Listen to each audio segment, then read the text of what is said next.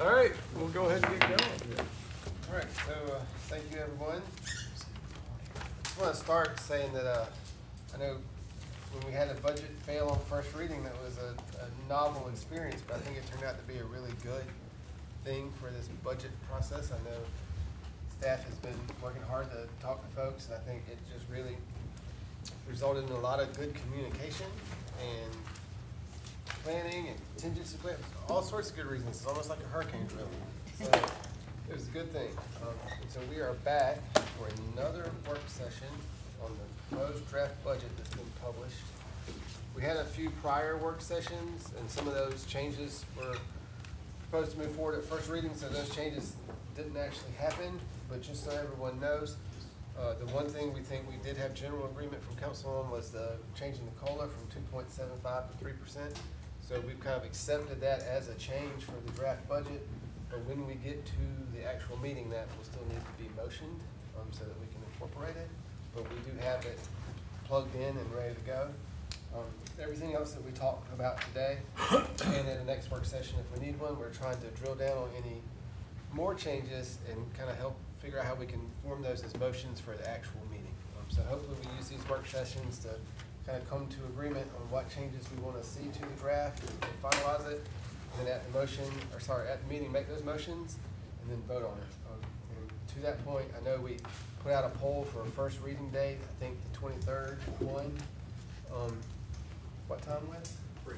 So the 23rd at 3 is proposed for first reading. If after today we feel like we need another work session, we can certainly work in another work session between now and the 23rd, up to and including the afternoon of the 23rd. Well, we only need 24 hours notice to advertise it, so if we don't get everything hammered out today, we have Friday and Monday and Tuesday morning. What's today? Tuesday? Today is Tuesday. I guess we have actually Thursday, Friday, Monday, and Tuesday morning to meet again if needed. So with that said, we previously talked about the COLA, and then just to touch on some other kind of open items from the last work sessions. One was the accounts receivable page, and that's showing up, position, and that's showing on the admin salaries page. And that page number is admin 3. You'll see in the draft budget, it was presented as an accounts receivable clerk at a current pay grade proposed pay grade of 108 with a starting salary of 53. I scratched it out so I can't read it. 53,200 and some change. We took feedback from council and we reworked that job description, and that's what I just handed out a minute ago, to change it from an accounts receivable clerk to a customer service and cashiering clerk, to kind of drive home the message that the primary purpose of the new position would be front desk service, answering the phone, greeting people, routing people, relaying messages, kind of admin stuff. But they'd still also be the primary cashier. The water clerk still takes water bills. Amber can still take permits, but the primary cashier will be this new person. If you just walk in off the street and you have a non-specific payment that the city needs to take, that's who you're going to talk to. And that does come with drawer balancing, some basic reporting, occasional bank runs, etc. But the finance is no longer the primary focus of it. And one important note, and I apologize if we didn't make this clearer earlier, we're calling it a new position, but it's really, we have a very similar part-time position now that's kind of the end result of Marlene's long retirement. So we do have a part-time person doing a version of this job now, so it's not a new position, it's making what is a part-time role now a full-time role. And so I know there's been a lot of discussion about it, and I know this draft is fresh, but just walking through it, the supervisor would actually be the deputy city administrator, and that just drives home the point that this is an administrative function primarily. Of course, Lee would have involvement and say-so in those financial duties, but in terms of scheduling, God forbid there's ever interpersonal conflict or complaint or human resources thing, that would all go through Wes as the supervisor. It is a full-time position, and it's the primary customer service representative at the front counter. I put reception duties and cashiering duties, but main job, greet people who walk in, monitor the main phone line, and that's built into the preferred qualifications, demonstrating that you can manage a phone line while you still do your regular job, because that is your regular job. Responding to general customer inquiries, et cetera. And then at the bottom, we have the cashier. That's the last bullet point. And that's receives and records the payments, making sure they're properly entered into the payment system, doing batching for the cash drawers, managing to pay the cash, and sharing the bank deposit duties. And as part of this, kind of reworking it away, it did go down a grade from a 108 to a 107. And what was previously in the budget was the minimum starting salary for 108, which was 53,200 and some change. I'm sorry, I scratched mine out, I can't read it. But as a 107, the starting salary would drop down to 50,770. So it's about a $2,500 difference in starting salary to reflect. This is a kind of an entry-level career path position in the city. So that's the new position. Any questions on that one? I think this goes a long way to giving to somebody at the front desk. That's always been a huge concern, so I think it's a good step. And I just want to thank the staff, the mayor, and Mr. Pope to work with me on this particular item. I'm very grateful.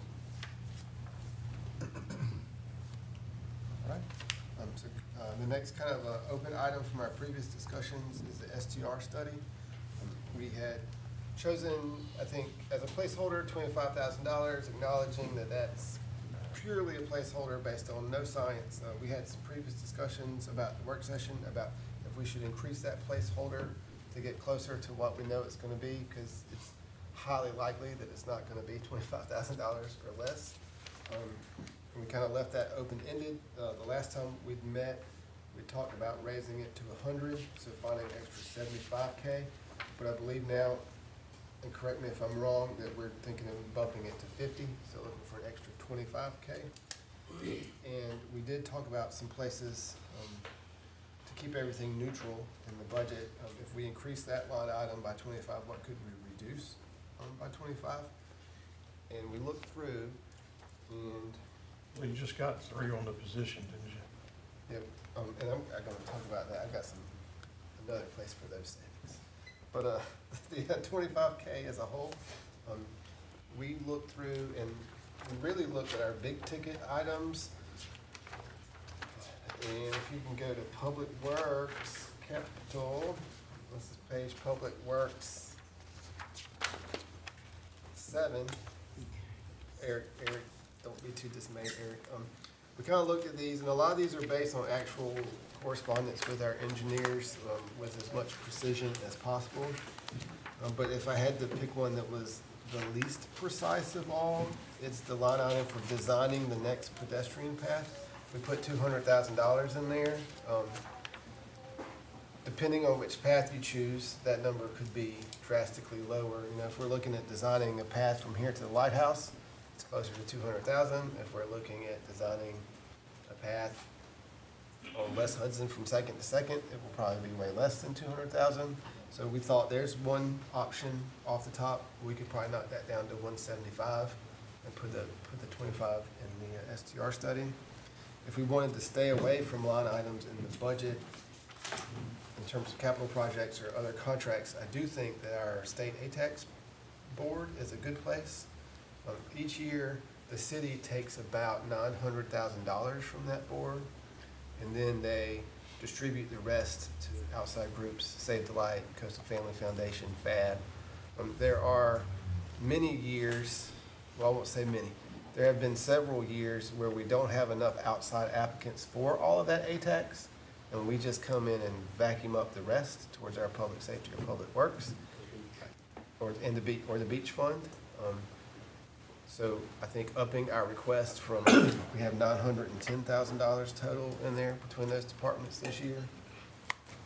we could add $25,000 to that request from the ATAX committee, because I do think the STR study is pretty directly related to the tourism and provision of tourism-related services. So that's another option.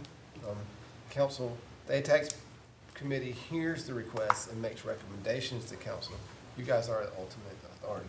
So we don't know how much money people are going to ask for, because that meeting happens in the middle of August. But it is not unusual for us to come in at the last minute and amend our application to sweep up the tailings. So that's another good source. So the question we had basically is, we want to raise this. I'm comfortable with either one of these options, but I wanted to get your input to see what you prefer. I'd rather not take it out of the pedestrian pass. I agree with Mr. Folly. I think ATAX is the way to go. I agree with that as well. I do also, I haven't spoken, Eric, we haven't talked about, the line item for the pedestrian path, but it doesn't seem like it's congruent to where the money should be coming from anyway. So if it doesn't affect him, I'm happy with that, and I support Mr. Farley.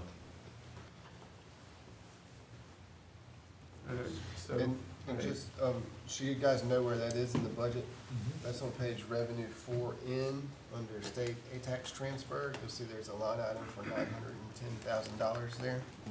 So basically, we would be upping our city ask from the ATAX from 910 to 935. 9:30. all right. So I think that one's good. So those are the two, or the three, the COLA, new position, and the STR study. There's also the identifying city vehicles with city logos. And again, correct me if I misstate anything, but I believe there's an agreement to change that to kind of a policy discussion versus a budget discussion. So it won't necessarily affect this year's budget in terms of funding cars, but we do expect to come back relatively soon with a look at our automobile policy. We don't have a fully fleshed out policy right now on who is required to have identification on their cars.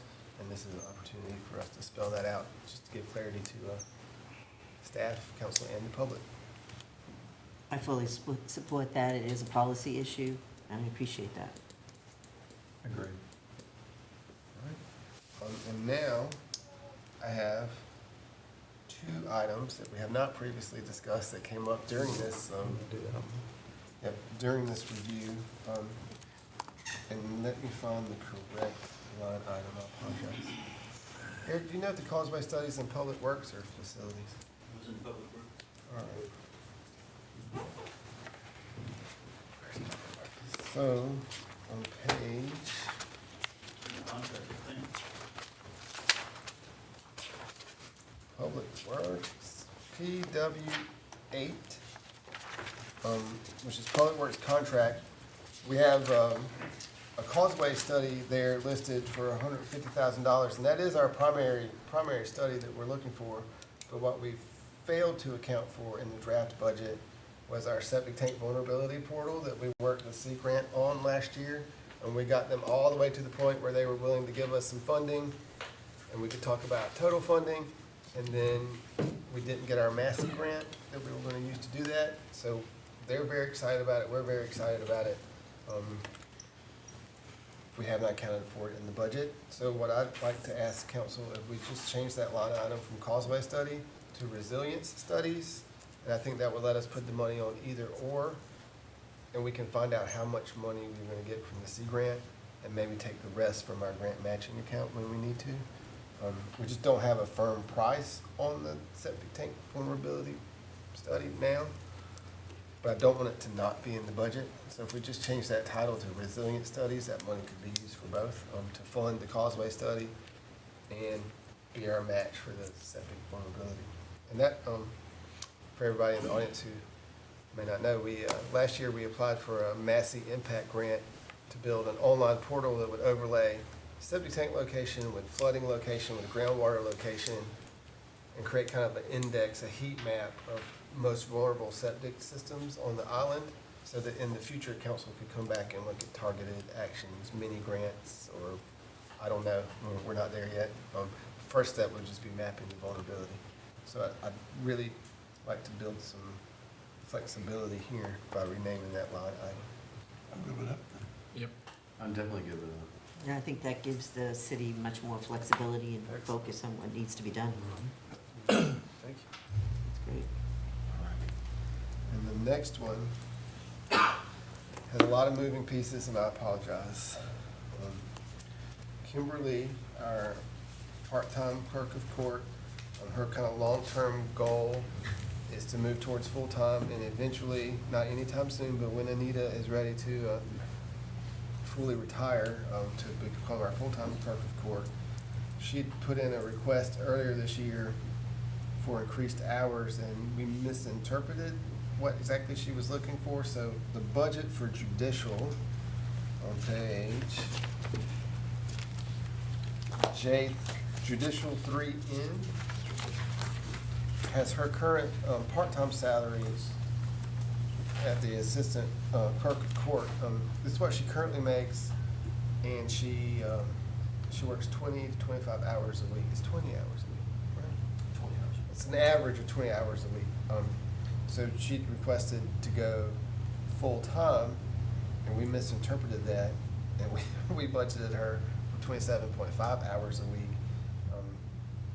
She thought, short version, in order for her to go full-time, which is supported by their court workload analysis, we need about 30K to cover the difference in a 20 to 25-hour work week, a 40-hour work week, plus benefits.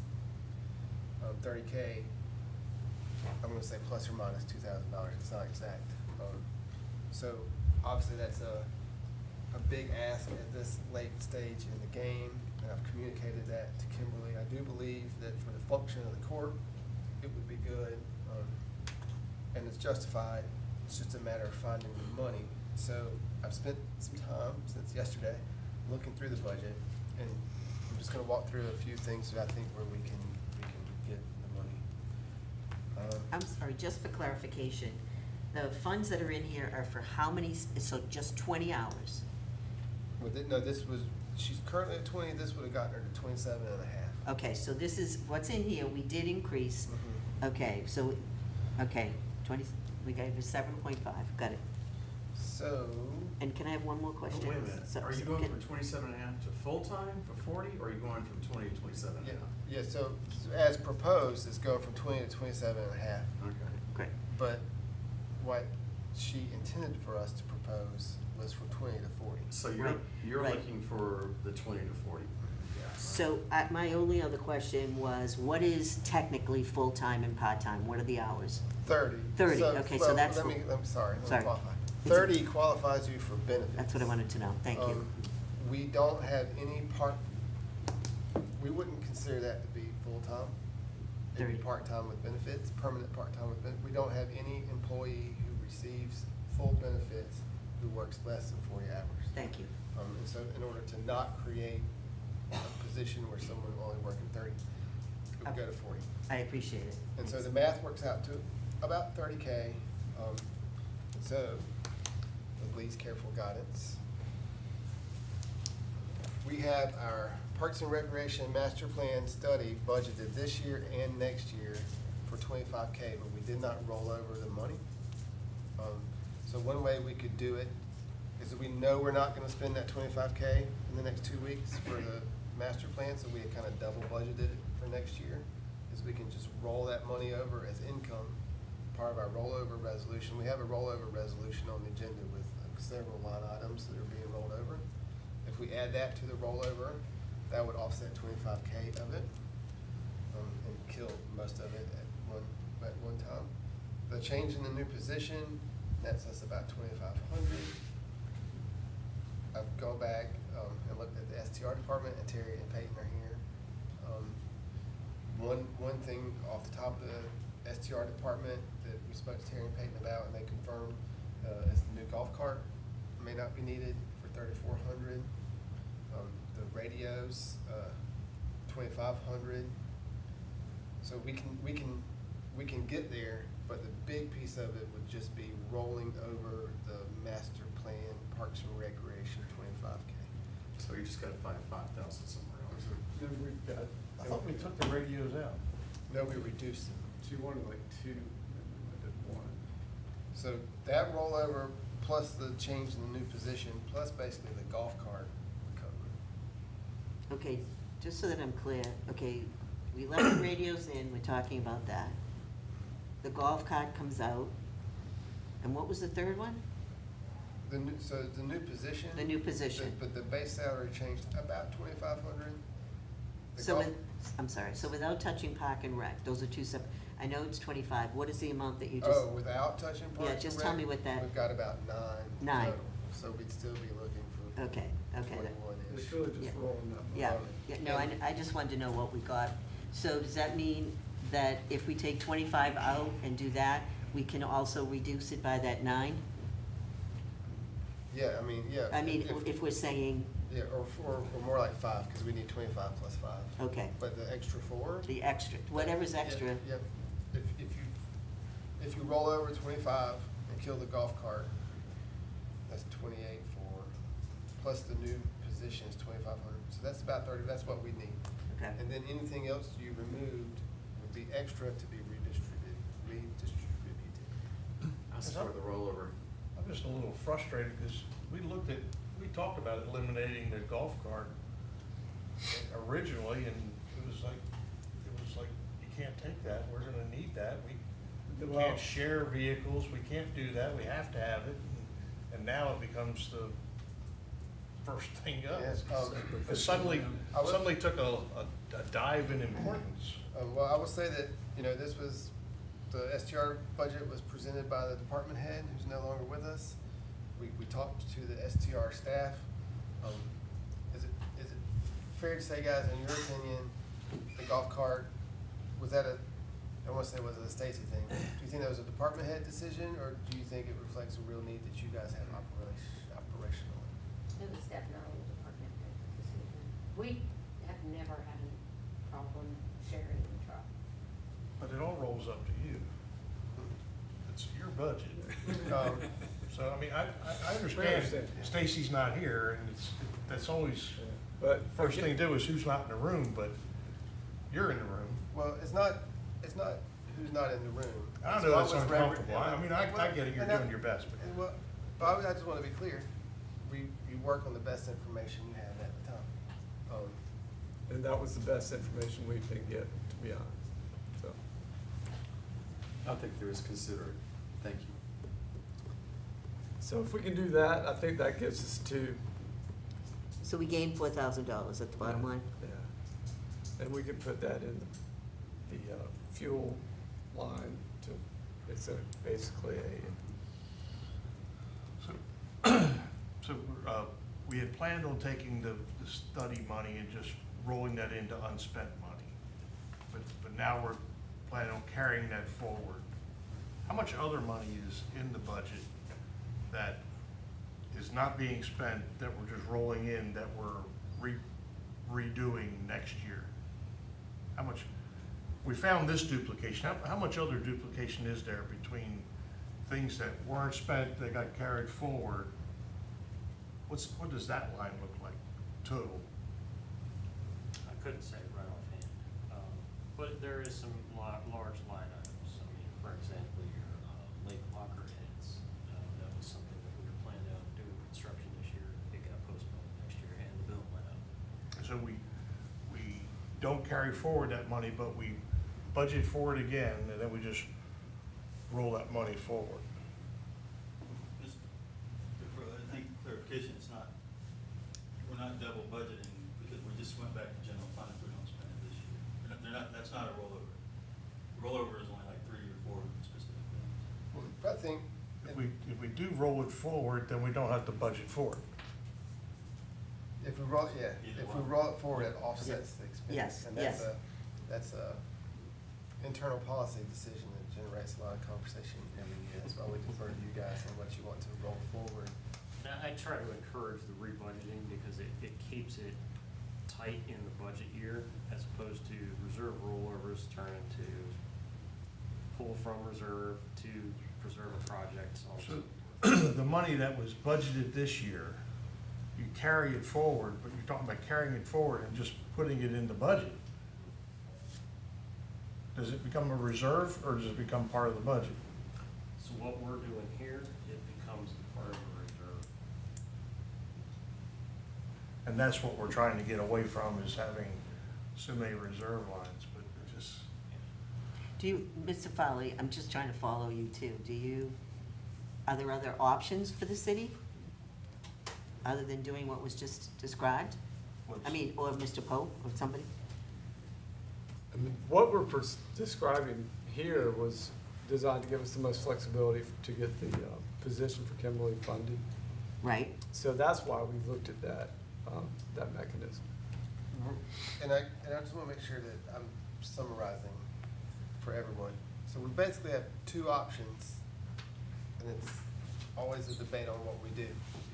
We budgeted $100,000 for a project this year that we don't build. If we do nothing, we save $100,000 in this year's budget, and that money goes into our unrestricted fund.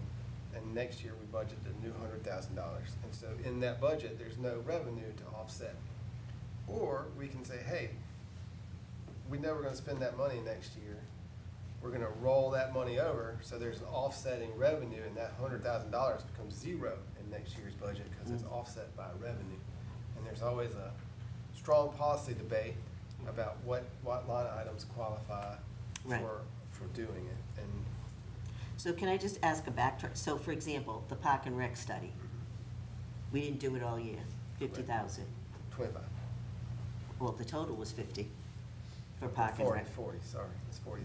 I've got the numbers. Go ahead with your thought. Thanks. Yeah, sorry. Whatever it was, we didn't spend it at all. Off Correct. the top of my head, I thought it was 50, you can correct me definitely if I'm wrong. So we didn't spend it, just for an example. So where are we saying we're going to do it? Because we're not, in the discussion, it was, we're gonna put a little bit this year, and then we're gonna do a little bit next year. So right now, it's budgeted as an entirely new line item. New next line. year, with no offsetting revenue. So what we're proposing is to take that line item and roll it over as revenue, since we know we won't spend it next year. I'm gonna find those on. Thank you. So that's on page Gen Gov 6, Yeah. General Government 6. We have $75,000 for the comp plan and $40,000 for the Parks and Recreation Master Plan. Okay, 40 and 75, so we have 40, thank you. Yeah, I like it. Again, I support the rollover for two reasons. One, you're already budgeted for it. But the question to Lee is, he doesn't have tea leaves. I don't know how he can predict, or Eric can predict, when a project's gonna get done if it's 2 weeks before the end of the fiscal year, okay? So we're 2 weeks before, it was clearly not gonna get done this year, so they hardwired it in there because they want it done, and we all want it done. This is a good example of organically what happens with projects at the 11th hour and why you have to move money separately and sometimes roll versus budget. In this case, it's a perfect example of rolling. A lot of facilities, a lot of municipalities have extra cash this time of year, and they decide to either roll it, lower it back to the budget, or, re-budget for it. In this case, it's just a timing issue, and I'm totally okay with that, and it makes total sense to me, so I support it. I understand the timing. Yeah. I understand that, and I understand this helps us increase our savings, but we budget for it at one time. I'm sure there's reasons why it didn't get done, but I mean, we want it done, obviously. When we're doing budget, we're trying to find money. Yeah. That money was budgeted, carrying it forward makes a whole lot of sense instead of budgeting for it again, except for the fact that I guess we feel like we're incapable of putting money in the general fund other than rollover stuff that we re-budget for. I think that's a valid point. I think it's just a lot of moving parts and the timing. It's a prototypical thing that a lot of companies do. They wait until the 11th hour to see what they gotta roll, what they don't roll.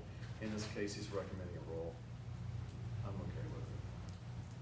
And one of the big reasons I try to keep it in the budget line is to keep it in front of council to make sure that we actually need that cash, and it's not forgotten. Yeah. It gets stuck in a reserve, or Totally different story. it gets lost and people are not paying attention to it, and it's not, well, I can execute on that in 5 years. I really don't, it's not sitting in the budget this year. Over the last couple of years, we have cleaned up the reserve accounts by doing exactly that, deciding what we saved for that we don't have an appetite for. We undid it and rolled it back in. So it's not like once it's done, it's etched in stone. We can fix, we can tidy, it's just, Exactly. I would like, and I'm, it doesn't matter, it's like, you know, what we were arguing about before, you know, we always seem to find a way to argue about stuff, but, It's healthy debate. I would like to know how much money is, being rolled forward that's being rebudgeted for. I agree with you, Mr. Foley, because we did have a goal to do away with as many reserves as we could, and just to justify it and bring closure. And I don't need that today. Just, And I tried to be conscientious as a kind of a nod to, okay, what's the flip side of this coin? And in the past budget years, we've never had necessarily a reserves tab that actually shows general fund reserves, the anticipated balance, and then where are we gonna use those reserves in the current budget to offset? So there is that mechanism. let me be clear, I want it for information purposes. I'm not gonna bring anything up at the first reading. I'm not gonna bring it up at the second reading. Everybody heard it. I would just like to, well, not anything, but certainly about this. And where you'll see it was on two places, the revenue line that says, on revenue for reserve funds, and then on the Rev 8 page, which is reserves. So this page will then now show The new level. whatever it is with a number here. Cool. But I think it gives us the ability to meet some requests to get another really good person in the office. And do we have an idea of the timing for personnel in clerk of court? Is there any idea of when, Clerk of court, that would go live July 1st. okay, and any idea of when there might be some Secession movement? plan, Yeah. the secession. We don't know. It's in the medium term. I think it was previously in the long term. I think I'm safe to say that she's expressed a medium term. Which but is like, I'd say 5 years or more. is long-term. No, it's medium, like 5 to 10 is medium term in my mind. She's not ready to leave today, but it's a glimmer in her eye. Anyone in the room who Well, I guess my question is, so we as a city have determined that we need 2 full-time positions in judicial. Yep, That's, we can email you guys out the, Anita did a very detailed work analysis with a minute-by-minute breakdown of Yes, various she's got it. tasks. okay, and I think it's just, probably just because of the timing of it, that a little bit more backup. And we do have court, now we have night court, like, we can get it to you. Okay, that, and Before then first reading. justify the full-time and the benefits. We'll send that out before first reading. You good? I'm good with that. All right. Any other What points? were the choices we had on that, and where did we finish? We're It gonna- was like one or the other, right? The master plan rollover will cover it all. Okay. And then we can leave all those other things for however you guys would like to distribute them or not redistribute them. I mean, for budgetary purposes, if we have something in my world that was fat, extra, whatever, then we need to deal with that in the sense of, I don't feel comfortable leaving it in a budget knowing it's not gonna be used. Like the golf cart. If we don't need the golf cart, everybody says we don't need the golf cart, take it out. Golf cart, radios, and, And we can roll all that into that fuel line that we were just depleted 2 weeks ago, basically said, when everybody said that, you know, fuel costs are rising. I mean, I think that would more than offset the issue that we. so the money from the reduced, we rewrote the job description, that money, and the radios and the golf cart go into fuel. Because there was concern that that money was gonna be short. Yep. Are you all? Are y'all good with that? Yes. I am. Okay. I'm fine Yep. making it accurate, yep. So that's the golf cart, the radio, and the new position savings roll into the fuel account. The full-time clerk of court cost is rolled over, is offset by rolling over the unspent master plan funds as revenue. Yep, Yes. yep, I'm agree with, I'm with you. All right. I just have a quick question about the full-time clerk of court and how the time is allocated. Is there a way to predict that in a calendar year, or is there no way to predict that? Yeah, And is it this a residue of X, and if it's the residue of X, what is X? Yeah, I've got all that from Anita that I'll forward it out to you guys. Uh-huh. Over time, she very thoroughly documents this procedure increased this much this week. Yeah, and yeah. moving forward. So I've got all that, I can send it to you. But is that, what is the result? I mean, what is that a result of? We can't predict in the beginning of the fiscal year that she's gonna need to be full-time, and all the extra work is pushing her to full-time? I think Anita's kind of been asking for it for a while, and now it's gotten to the point where she's like, we need it, and that's why she's. So you're seeing a trend where there's a need for. Oh, yeah, oh, yeah. All right. So historically, we had one person. Then we saw the trend, and we increased it to the part-time. Now we have the background where we're saying, let's look at a full-time. But historically, there was one person to Mhm. part-time, I hear now you. possibly two. There's more judicial work. There's a lot. That's what that's, There it is. So, Can't predict it. all right, anybody else good? Yep. All right, well, I'm thank very you. good. Thank you Thank all you for very working much. with us. Thank you. Just, and I know we had this similar question at last time. Do you guys feel like we need another work session before first reading? I do not. I do. I don't. All right, No. all right. Thank you. Thank you guys. Thank you, guys. Tuesday at 3. Tuesday at 3. All right, thank you for coming.